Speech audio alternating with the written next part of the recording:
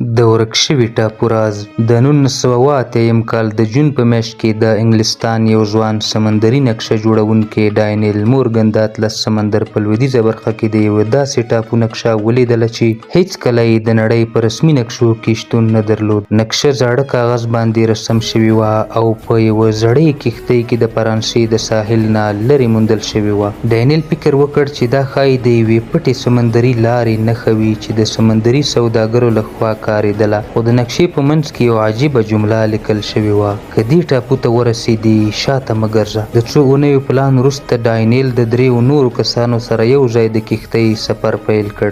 3 ورځې وروسته د ماښام پر مهال د سمندر پر سر یو سپین رڼا لرونکی ښکاره شو او د نقشې سره سم د ټاپو بڼه ورو ورو راښکاره شوه. ټاپو شین خو چوپ و، د مرغانو اواز نه و، باد هم نه لګېده، یوازې د اوبو ورو ورو څپو د ساحل شګه لنده کوله. د ټاپو منځ ته تللو سره هغوی یوه زړه کلا وموندله چې دروازې یې نیمه پرانیستې وې. دننه د تیارو دهلیزونو دیوالونه د نااشنا لیکنو او نښو نه ډک وو او د هر ګام سره یو عجیب غږ د ټاپو له ژورو راپورته کېده. د شپې نیمه کې د ډانیل یو ملګری ورک شو. هغوی د ټاپو هره برخه ولټوله خو هیڅ نښه یې پیدا نه کړه. دوهمه شپه بل ملګری هم ورک شو، یوازې د هغه د بوټونو نښه په شګه پاتې وه. ډانیل پوه شو چې باید ژر له ټاپو ووځي، خو کله چې ساحل ته ځان ورساوه کښتۍ یې هم له منځه تللې وه. یوازې د نقشې یوه نوې کرښه پرې لیکل شوې وه: شاته مه ګرځه، اوس ناوخته دی.